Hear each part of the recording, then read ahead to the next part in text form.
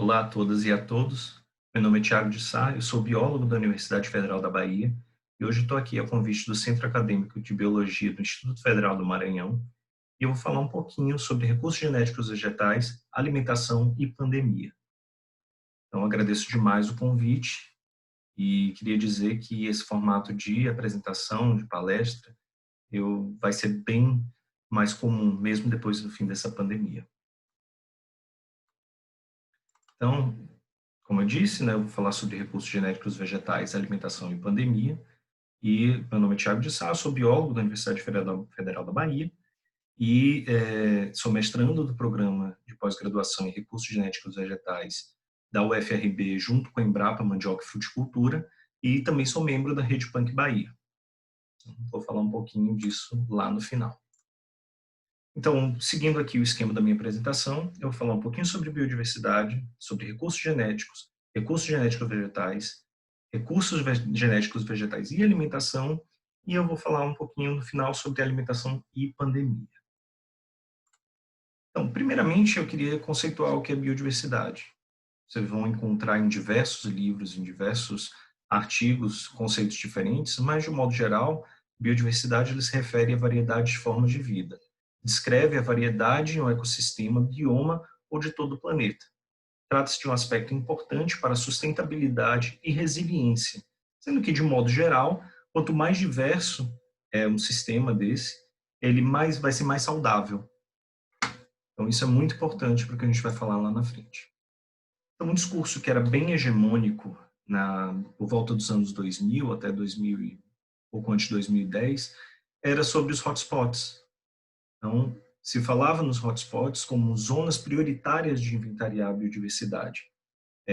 A escolha desses hotspots se dava com base tanto na biodiversidade, de um modo geral, também no grau de endemismo, então de espécies que só ocorrem nessas regiões, e também da vulnerabilidade do ecossistema. Então, de um modo geral, aqui a gente vai ter, né, as florestas tropicais na região do Equador. No Brasil, a gente vai ter principalmente a Mata Atlântica, então, é um lugar de grande diversidade, de grande endemismo, mas também a gente vai ter aí parte da Caatinga e do Cerrado. Isso foi no Brasil uma zona bastante prioritária para inventário de biodiversidade. Continuando, então, como a gente preserva essa biodiversidade? Como a gente conhece essa biodiversidade? Então, como biólogo, a gente vai a campo, a gente coleta esse material e o material zoológico vai para museus de zoologia e o material botânico vai para os herbários. Então, isso daqui é o que, de modo geral, nós biólogos somos treinados para fazer. Mas ao longo da minha carreira, eu vi que a história não para sobre isso, só aí. Ela tem continuações que eu só fui descobrir realmente ao longo da minha carreira, né? Então, a ciência de base ela é importante, mas ela é só o comecinho de uma história. E aqui eu vou já chegar nos recursos genéticos. Então, vamos falar, recursos biológicos, primeiramente, ele compreende os organismos ou partes de organismos, populações ou qualquer outro componente biológico de ecossistemas de real potencial utilidade ou valor para a humanidade. Então, aqui a gente está falando de utilidade ou valor. Lembrando que utilidade e valor não se refere só a parâmetros econômicos. A gente tem valores estéticos, a gente tem valores religiosos, que podem estar aí inseridos na questão dos recursos biológicos. E a gente tem os recursos genéticos de modo geral. Então, que é um material de valor real ou potencial. Quando a gente está falando de material genético, a gente não está falando exatamente daquele DNA que a gente coleta, que a gente extrai, que a gente sequencia, que a gente, né, faz genes. Não é isso. A gente está falando de diversidade genética nas populações, nos indivíduos. Então, essa diversidade de material genético é importante para a gente quando a gente faz um melhoramento de uma espécie, né? Quando a gente encontra variedades que podem ser melhoradas, a gente está falando aí de recurso genético. Então, o marco para determinação desses conceitos é a Convenção de Diversidade Biológica de 1992, chamada ECO 92 ou Rio 92, que aconteceu aqui no Brasil. É um grande marco para a gente determinar, a gente falar sobre recursos biológicos, recursos genéticos. Então, vocês podem aí consultar o material na íntegra no Ministério do Meio Ambiente. É um documento extremamente importante quando a gente fala de recursos genéticos vegetais. E para os recursos genéticos vegetais, a gente também tem zonas prioritárias, ou zonas de centros de diversidade.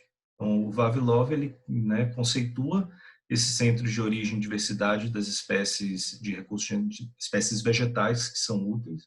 Então, aqui eu já vou focar nos recursos genéticos vegetais, que é a área que eu conheço, que eu posso falar com mais propriedade. E o Vavilov, ele traça aqui alguns centros. Então, o centro chinês, o centro indo-malaio, são regiões de grande diversidade de plantas alimentícias. Se a gente pensar que todos os cítricos são de origem, né, asiática, a gente tem a soja de origem asiática, a gente tem o trigo. Então, esses centros do Oriente, eles são extremamente importantes para muitas das espécies que a gente consome hoje. E a gente tem também um centro muito importante aqui na América do Sul. Ele não é tão importante em relação ao número de espécies que a gente usa hoje na alimentação, mas nós somos um país mega diverso. Na América do Sul e o Brasil, principalmente, tem uma diversidade absurda. E essa diversidade não se refere não é condizente com a quantidade de recursos genéticos vegetais que o mundo utiliza. Então, tem uma grande lacuna aí. Então, vocês verem, a gente teve, falando de biodiversidade, a gente teve um mapa com esses centros de diversidade, áreas prioritárias para coleta de material, e a gente tem aqui os centros para recursos genéticos vegetais, da mesma forma. E, enquanto a biodiversidade a gente preservava basicamente em museus e herbários, claro, a gente está falando da preservação desse material, dessa diversidade, e depois delimitaria áreas para a gente não destruir, para a gente preservar, para preservar aquela diversidade de espécies. Mas, quando a gente fala de recursos genéticos vegetais, a gente tem três grandes estratégias. A gente tem a conservação in situ, que significa realmente a gente manter aquelas espécies nos locais de origem, então em matas, em cerrados. Então essas espécies elas continuam lá. Essa estratégia tem uma grande vantagem. As espécies elas continuam evoluindo junto com o ecossistema. Então elas vão estar ali em equilíbrio, elas serão sempre fonte de novos genes. A gente tem também a conservação ex situ. Em conservação ex situ, a gente retira o material da origem e a gente vai manter ele em casas de vegetação, né, plantados, a gente pode preservar sementes, ou a gente pode fazer a cultura de tecidos, a gente vai preservar a diversidade daquelas espécies em material micropropagado. E tem uma vantagem, esse material ele vai estar sempre disponível para quando alguém quiser estudar e fazer um melhoramento de alguma espécie, mas custa muito dinheiro e precisa de mão de obra especializada. E temos a conservação on-farm, que é a conservação feita pelos agricultores, principalmente comunidades de agricultores tradicionais. E eles usam variedades que são chamadas de variedades crioulas. São variedades que elas são bastante resistentes e são variedades que elas são cultivadas, elas são colhidas, parte é vendida, parte daquelas sementes são guardadas para nova semeadura. Então também é uma fonte de genes muito importante para a conservação dos recursos genéticos. E aqui eu vou falar um papel das instituições de ensino superior, das universidades, dos institutos federais. É um papel muito importante. Então a gente falou um pouquinho sobre biodiversidade, a gente falou sobre recursos genéticos vegetais, e a gente tem no meio de estudo, a gente tem a sociedade, nós estamos inseridos na sociedade e as universidades e institutos federais respondem às universidades. Então, como é que a gente concilia isso de modo geral? Então, a gente sabe que nesse momento a gente está passando por um ataque, né, aos institutos federais, às instituições de ensino superior, e isso se deve em grande parte na nossa inabilidade em dizer para a sociedade a nossa importância. Então, quando a gente coleta o material e a gente deixa dentro do herbário, dentro do museu, aquilo ali é acessível para muito pouca gente. Só, basicamente, aos pesquisadores e aos alunos.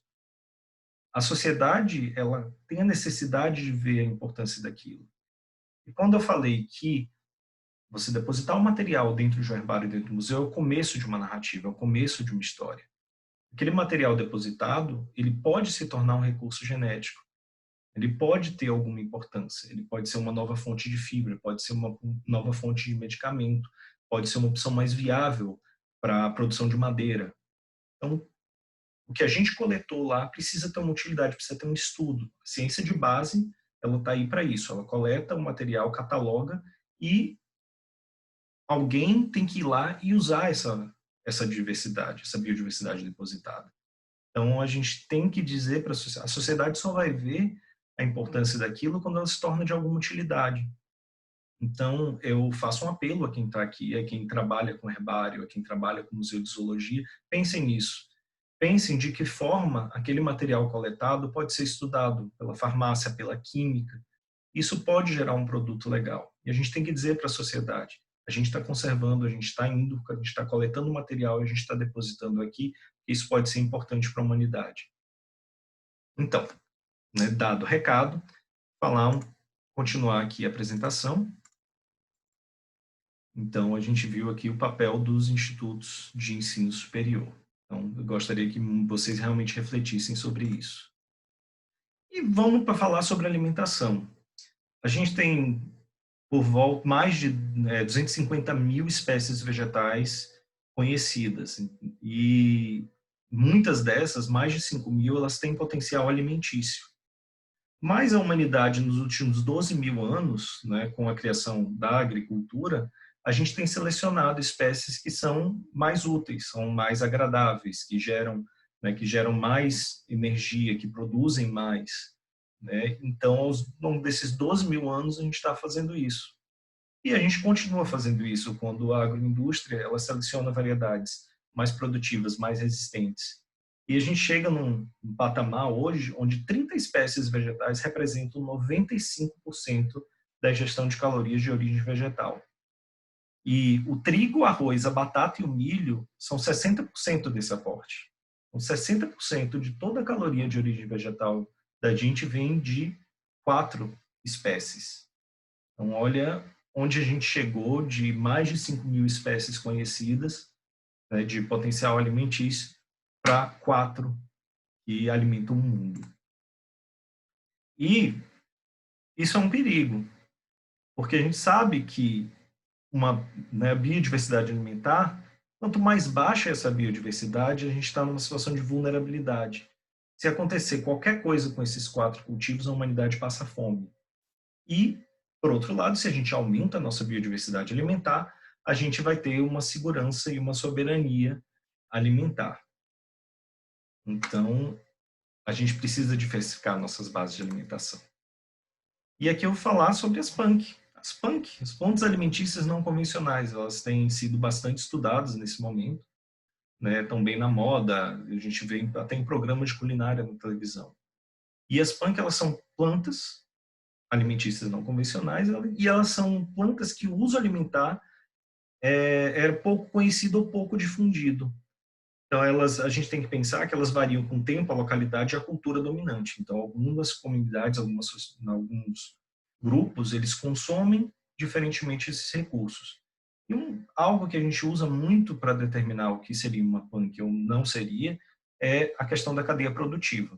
A ausência de uma cadeia produtiva indica que aquela planta é uma PANC. Então, a gente tem aqui alguns exemplos, como a taioba. A taioba é muito usada no recôncavo da Bahia, era muito usada, mas ela não tem uma cadeia produtiva, então ela aparece bem pouco, mas era um hábito muito comum se comer no recôncavo da Bahia a taioba, o efó feito com a taioba. A gente tem o jambu ele está presente em diversas comunidades, mesmo aqui na Bahia, mas geralmente se usa medicinal. Mas se a gente for para o norte, o jambu é predominante nos pratos da culinária paraense e amazonense. A gente tem a língua de vaca. Língua de vaca também é muito comum no Nordeste. Acredito que quem estiver assistindo também pode lembrar. Ela dá em diversos lugares, ela aparece espontaneamente e, né, usada em esparregados, em refogados de modo geral. E a gente tem aqui a pimenta rosa, que é uma iguaria na França, e ela é simplesmente o fruto da aroeira.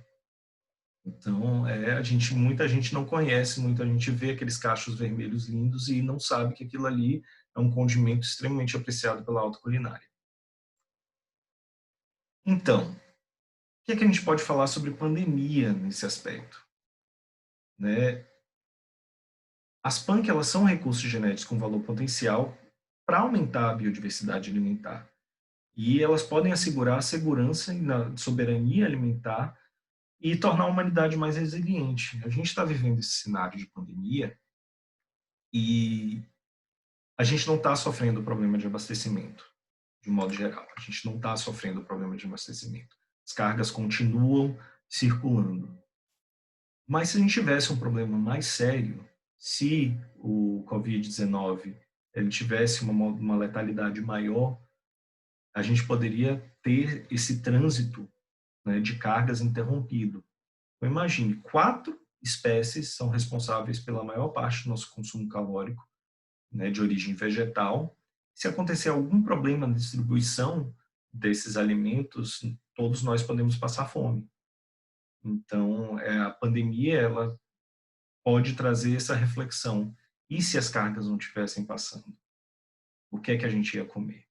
Da mesma forma, a gente tem 4 espécies. Se acontecer uma pandemia na planta, uma praga na planta, né, e como a diversidade genética é mais baixa pela seleção desses cultivares mais produtivos, mais resistentes, mas alguma praga ela pode chegar, como a diversidade é baixa, ela pode dizimar todo um cultivo. Então, realmente a humanidade ela está num funil e a gente precisa sair desse funil. A gente precisa pensar no que a gente está comendo, a gente precisa diversificar o que a gente está comendo e esse momento, mais do que nunca, a gente tem que pensar nisso. E a gente tem que pensar na diversidade de espécies e a gente tem que pensar nos recursos genéticos, como essa diversidade que a gente conhece, que a gente já catalogou, ela pode ajudar a humanidade a se tornar mais resiliente. Então, era isso que eu tinha que falar. Mais uma vez, eu agradeço ao Centro Acadêmico de Biologia, do Instituto Federal do Maranhão, e vou deixar aqui, quem quiser entrar em contato, conhecer um pouquinho mais sobre as PANC, né? Então, tá aí meu contato e eu espero ver vocês em breve. Então, fiquem seguros e até mais.